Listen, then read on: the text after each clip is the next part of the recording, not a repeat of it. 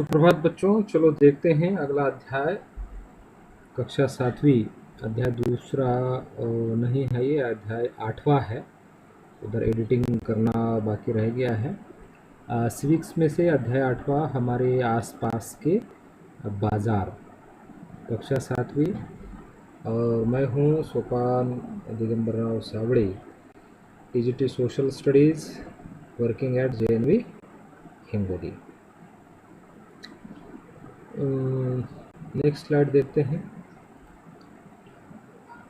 अभी बाज़ार मतलब क्या है?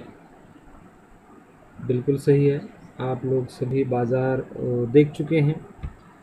इस अध्याय से हमें ये जानने की कोशिश करनी है, आप में से ऐसा कोई व्यक्ति नहीं है जो बाज़ार नहीं गया हो, है क्या कोई ऐसा?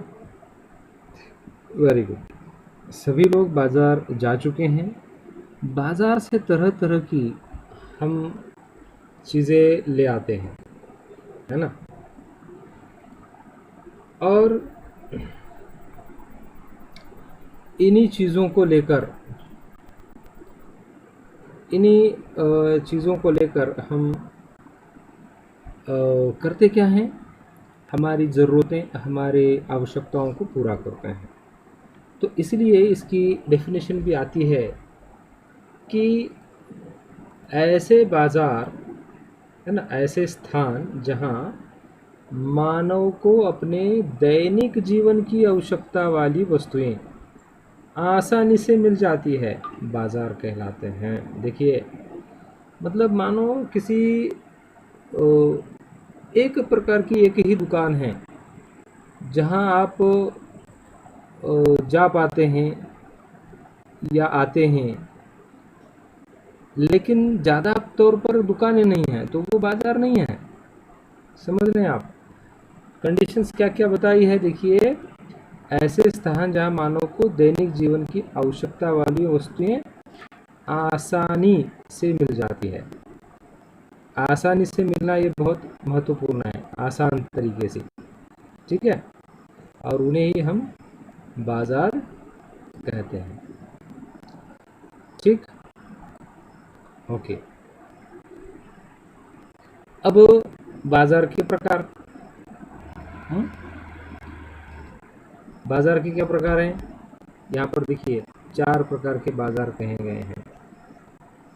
4 प्रकार के बाज़ार। साप्ताहिक बाज़ार, वेरी गुड। दूसरा, है ना, साप्ताहिक बाज़ार, मोहल्ला बाज़ार, शॉपिंग कॉम्प्लेक्स और हर जगह बाज़ार। ये इतने प्रकार के बताए गए हैं। तो बाज़ार के प्रकार आप लिख लीजिए: साप्ताहिक बाज़ार, मोहल्ला बाज़ार, शॉपिंग कॉम्प्लेक्स और हर जगह बाज़ार, ठीक है। आगे चलते हैं। अब देखिए, साप्ताहिक बाज़ार जो बताया गया है वो क्या होता है? बिल्कुल सही, आपके बहुत सारे बच्चों के गांव में ये बाज़ार होते होंगे। ऐसे बाज़ार जो सप्ताह में सिर्फ एक बार लगते हैं, सप्ताह में एक बार, है ना, अथवा किसी एक निश्चित दिन के लिए लगते हैं, साप्ताहिक बाज़ार कहलाते हैं। अब मैं हमारे लिए बच्चों के लिए बोलूँगा, मैं कौन से हमारे बच्चों कौन से हैं? मैं हिंगोली ज़िले की बात कर रहा हूँ, है ना। तो हिंगोली ज़िले में जहाँ नवोदय स्थित है वहाँ पर बाज़ार कब होता है? वेरी गुड, ट्यूसडे के दिन बाज़ार भरता है। हाँ,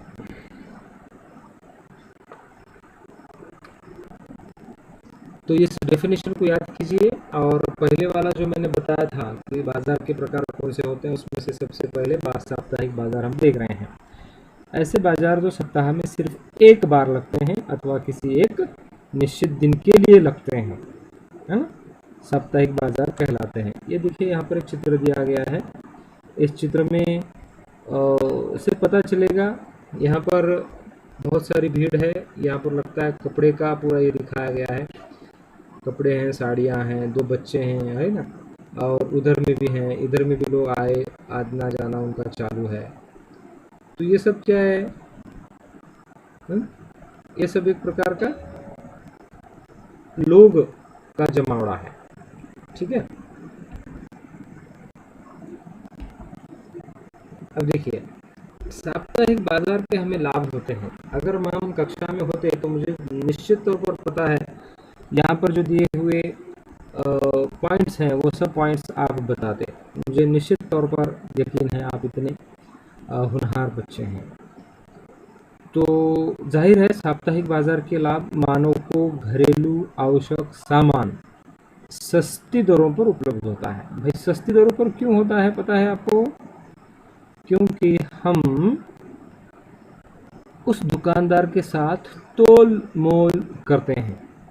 तोल मोल करना मतलब क्या है? तोल मोल है ना? तोल मोल मतलब क्या करते हैं? अब यहाँ पर उतना अच्छा लिखने नहीं आ रहा है, मैं यहाँ पर कर दिया होता, फिर भी यहाँ पर लिख देता हूँ।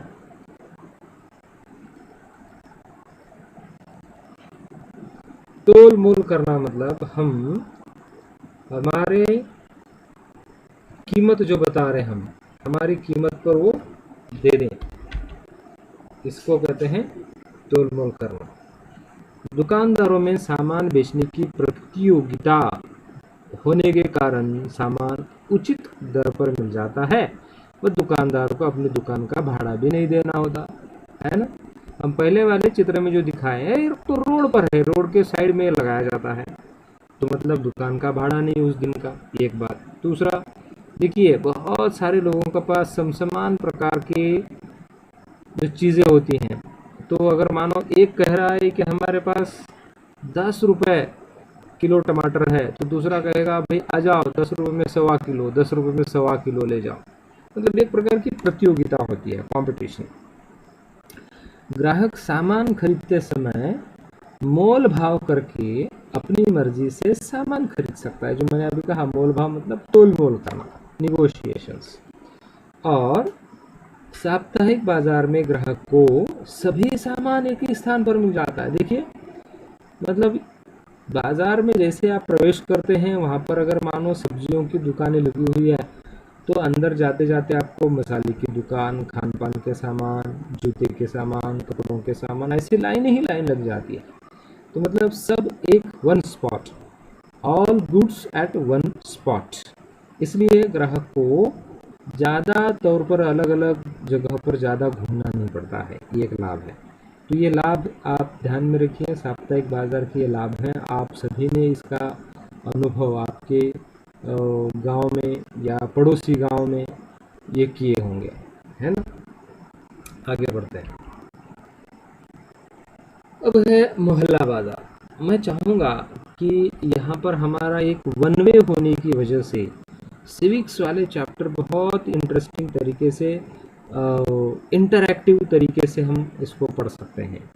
लेकिन यहाँ पर मुझे बताइए, आप अपने सामने सिविक्स का किताब खोल के रखिए और वहाँ पर एक कहानी दी गई है, तो उस कहानी को देखते हुए आप इस मोहल्ला वाली बाज़ार में आप अच्छा विश्लेषण कर सकते हो।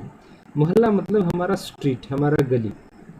तो ऐसी दुकानें जो हमारे घरों के आसपास पाई जाती है, वह इन दुकानों में आवश्यकता का अधिकांश सामान मिल जाता है। यह दुकानें स्थायी मतलब परमानेंटली एक स्ट्रक्चर्ड हाउसेस में बनाए जाते हैं, है ना। तो देखिए, नेबरहुड मार्केट्स यहाँ पर जो दिया है, यहाँ पर एक स्टोर नज़र आ रहा है आपको। देखिए दरवाज़ा ये बढ़िया से उन्होंने कांच के इसमें सामान सजा के रखा है, आने जाने के लिए है। तो ये मोहल्ला वाला दुकान है। तो मोहल्ला के बाज़ार के भी कुछ लाभ होते हैं। क्या क्या लाभ हो सकते हैं इसके? यह बाज़ार सप्ताह के प्रत्येक दिन, वेरी गुड, यह है ना, प्रत्येक दिन खुलता है। ऐसा नहीं कि साप्ताहिक बाज़ार के जैसा किसी एक दिन खुलेगा। और हमारे मोहल्ले में होता है, जहाँ पर हम रहते हैं वहाँ पे बिल्कुल पास में होता है।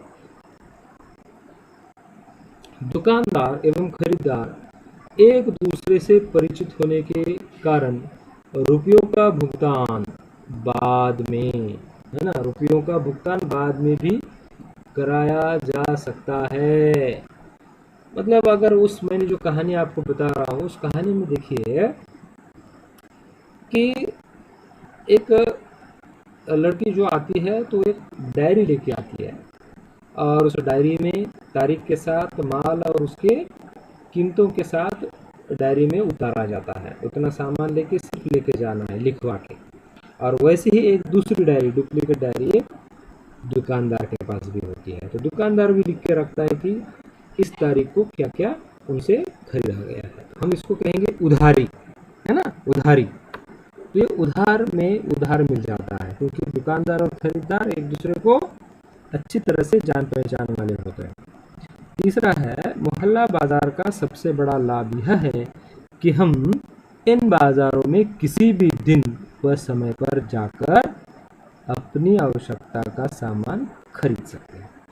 किसी भी दिन और समय का अर्थ ये होता है, मानो सप्ताह के 6 दिन अगर दुकानें खुलती हैं या खुलने की अनुमति है वहाँ के स्थानीय प्रशासन के द्वारा, और समय एक निश्चित होता है कि मानो सुबह कुछ दुकानों के लिए समय होता है सुबह से 7 बजे से लेकर रात के 10 बजे तक, कुछ दुकानों के लिए होता है सुबह 9 बजे से रात के 8 बजे तक। मतलब ये समय है, जो तय समय है, उस समय के भीतर जाकर आपको ये सामान लेकर आ सकते हैं। तो किसी भी दिन और समय में जाकर हम सामान खरीद सकते हैं।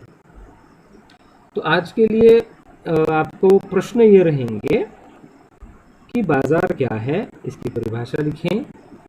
फिर साप्ताहिक बाजार और मोहल्ला बाजारों में अंतर स्पष्ट करो। साप्ताहिक बाजार एवं मोहल्ला बाजार में अंतर स्पष्ट करो। Thank you. यहाँ हम रुक जाते हैं, बाकी बचा हुआ हम बाद में देखेंगे।